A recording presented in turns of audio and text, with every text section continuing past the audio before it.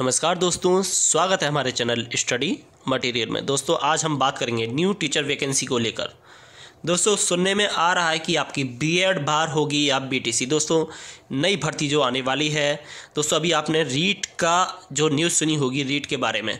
दोस्तों सारी बातें इस वीडियो के माध्यम से की जाएगी और जूनियर एडिट परीक्षा में आगे क्या प्रक्रिया होने वाली ये भी हम बात करेंगे।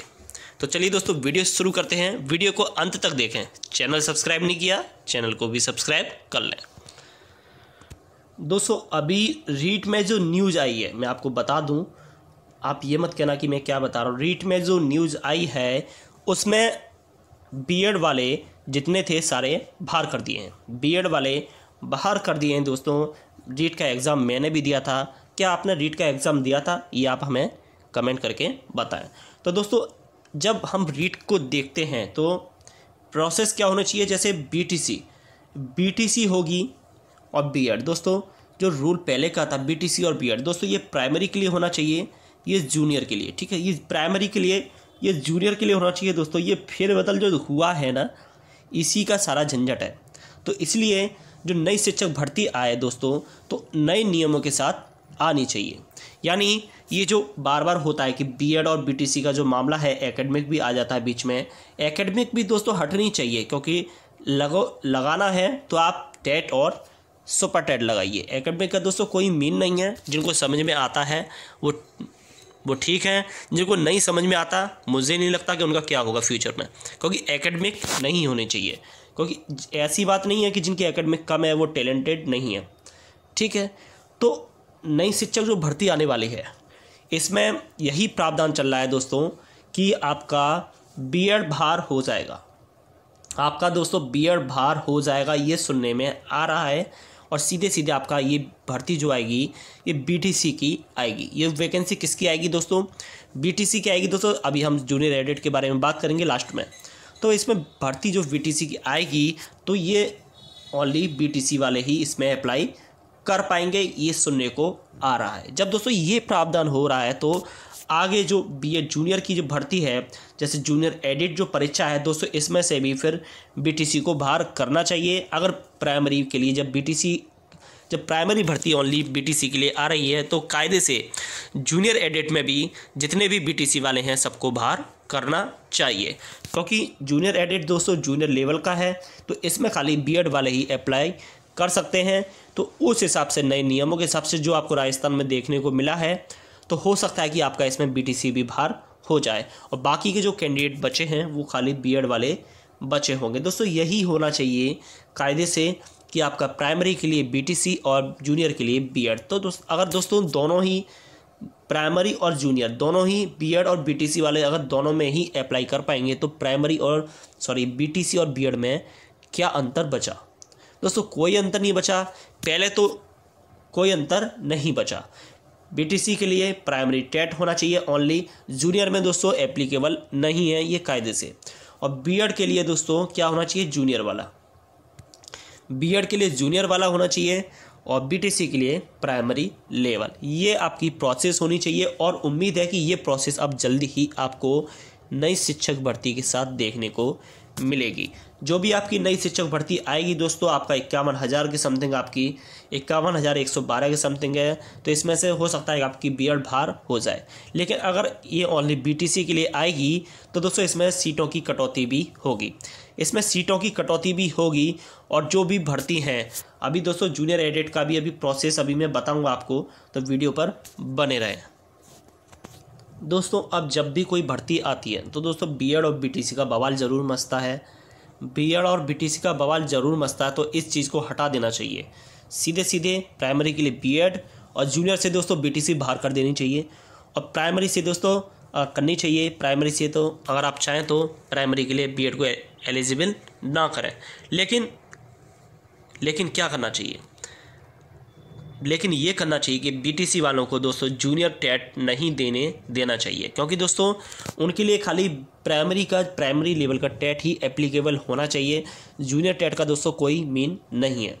तो जब वो जूनियर टेट का पास करते हैं तो उस हिसाब से वो जूनियर की वैकेंसी में भी दावेदार हो जाते हैं। तो यहाँ पर दोस्तों बीएड वालों को घाटा हो जाता है, सीधे सीधे बीएड वालों को घाटा हो जाता है। एकेडमिक की भी बात करें दोस्तों, बीएड वाले और दोस्तों बीटीसी वाले, बीएड और बीटीसी वाले, बीटीसी दोस्तों डिप्लोमा है तो बीएड, ठीक है दोस्तों, इनकी जो गुणांक इनका जो बनता है, गुणांक जो बनता है, एकेडमिक जो बनती है दोस्तों, किसकी, इनकी जो एकेडमिक बनती है वो दोस्तों कितनी बनती है, 24 से लेकर 26, इतने ही दोस्तों बीएड वालों की एकेडमिक बनती है। और बीटीसी वालों की दोस्तों 28 प्लस ही बनती है, 28 प्लस ही बनती है दोस्तों। बहुत अंतर आता है एकेडमिक को लेकर, जिनके समझ में नहीं आता अब दोस्तों उनका तो वही मालिक हैं, जिनके समझ में नहीं आता, जो लोग सोचते हैं कि एकेडमिक को लेकर फालतू में बवाल करते हैं, तो दोस्तों उनका तो कुछ होने वाला नहीं है। वो इसी चीज़ में लड़ते रह जाएंगे और सरकार जो नियम है, नए नियम लागू कर देगी कायदे से। अब बीटीसी और बीएड को अलग कर देना चाहिए, प्राइमरी के लिए बीटीसी और जूनियर के लिए बीएड। प्राइमरी के लिए बीटीसी के साथ प्राइमरी टेट होना चाहिए और जूनियर के लिए जूनियर टेट के साथ जूनियर भर्ती में एप्लीकेबल करना चाहिए। दोस्तों अब बात करेंगे जूनियर एडेड परीक्षा के बारे में। दोस्तों अभी तक सरकार की ऊपर से कोई भी नोटिफिकेशन नहीं आया। दोस्तों क्यों नहीं आया, इसी बात को लेकर, क्योंकि राजस्थान में जो जूनियर वाले जितने भी बाहर किए हैं दोस्तों बीएड वाले, तो इसी बात को लेकर दोस्तों अभी तक मामला संज्ञान में चल रहा है। तो हो सकता है कि आपका अभी इसका डिले हो सकता है, जूनियर एडिट का जो आगे का प्रोसेस है वो डिले हो सकता है। और अभी भी कोई भी वैकेंसी जूनियर एडिट के माध्यम से जो आयोग की तरफ से वैकेंसी अभी क्लियर नहीं हुई है कि आपकी कितनी वैकेंसी आने वाली है, कितनी वैकेंसी नहीं आने वाली। टोटल दोस्तों 45,200 के समथिंग आपके लोग पास हुए हैं इसमें। अगर इसमें से अगर ये सीधे बीटीसी वालों को बाहर करते हैं, और हो भी सकता है कि इसमें बीटीसी वाले बाहर हो जाए, उम्मीद है दोस्तों, क्योंकि राजस्थान वाले को देखते हुए तो ये सब जगह फिर लागू होगा।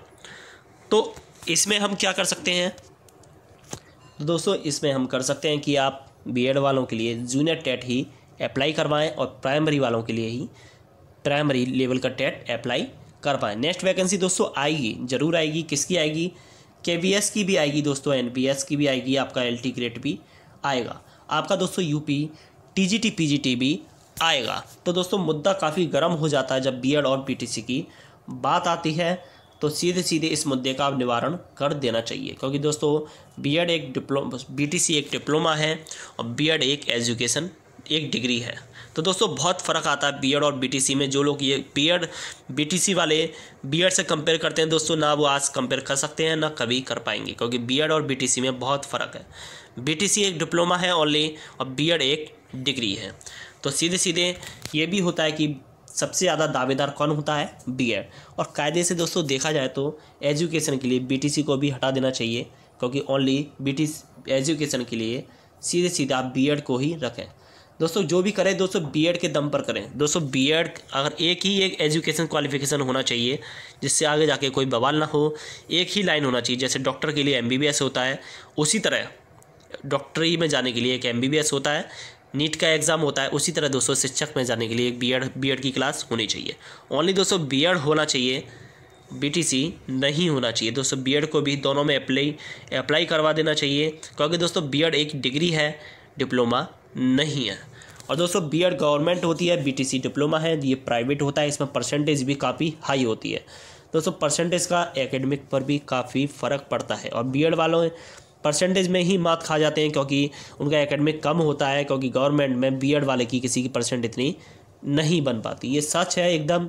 अब जो लोग नहीं समझ पाते हैं, अब दोस्तों नहीं समझ पाते, अब उनका क्या करें, हम नहीं समझ पाते जिन लोगों के समझ में आ रहा है।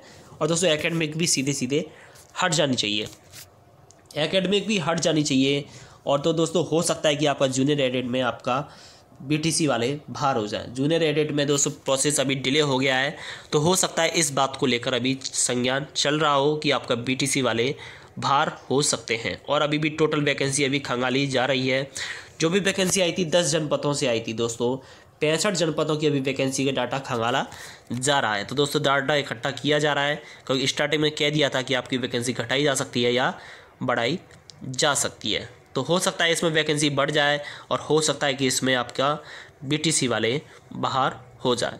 और दोस्तों अगर बीटीसी वाले बाहर होते हैं तो इसमें खाली बीएड वाले बचेंगे, तो कोई बात नहीं दोस्तों। लेकिन अगर नेक्स्ट वैकेंसी जो आएगी वो ओनली बीटीसी वालों के लिए आएगी, ये भी उम्मीद की जा रही है। बीटीसी वालों के लिए दोस्तों प्राइमरी की भर्ती निकलेगी और बीएड वालों के लिए दोस्तों एलटी ग्रेड निकल सकता है और यूपी टीजीटी पीजीटी। तो दोस्तों दोनों अपना धैर्य बनाए रखें, बिल्कुल भी अपनी उम्मीद ना छोड़ें। और ये दोस्तों विवाद का कोई मुद्दा नहीं है, ये विवाद का कोई मुद्दा नहीं है, तो इस पर बहस ना करें, अपनी पढ़ाई पर ध्यान दें। कुछ लोग दोस्तों कमेंट में फालतू बोलते हैं, जो लोग उल्टा सीधा बोलते हैं, मैं ये सोचता हूँ जब वो इतना उल्टा सीधा बोलते हैं उनके पढ़ाई हुए बच्चे कैसे होंगे। इन लोगों को दोस्तों टीचर बनने का ही हक नहीं है। जो फालतू ज़्यादा बोलते हैं, गाली गलौज भी करते हैं कमेंट में, इनको सीधे सीधे बाहर कर देना चाहिए, क्योंकि जो टीचर ही ऐसा है दोस्तों उसके बच्चे कैसे होंगे। मेरी बात अगर बुरी लगे तो आप कमेंट में कहना मुझसे, ठीक है। मैं तो सीधे सीधे कहता हूँ, इन लोगों को दोस्तों सीधे बाहर कर देना चाहिए, जिनको बोलने का बिल्कुल भी तरीका नहीं है। कमेंट में गाली भी बक देते हैं, कुछ भी बोल देते हैं, ठीक है। उम्मीद करता हूँ दोस्तों आपको वीडियो अच्छी लगी हो। वीडियो अच्छी लगी हो तो दोस्तों इसे लाइक और शेयर ज़रूर करें। चैनल को सब्सक्राइब नहीं किया तो चैनल को भी सब्सक्राइब कर लें, साथ में बेल आइकन को प्रेस जरूर करें, जिससे हमारी आगे आने वाली वीडियो का नोटिफिकेशन आपको जल्दी प्राप्त हो जाए। तो दोस्तों आज की वीडियो में बस इतना ही। आज के लिए धन्यवाद। जय हिंद।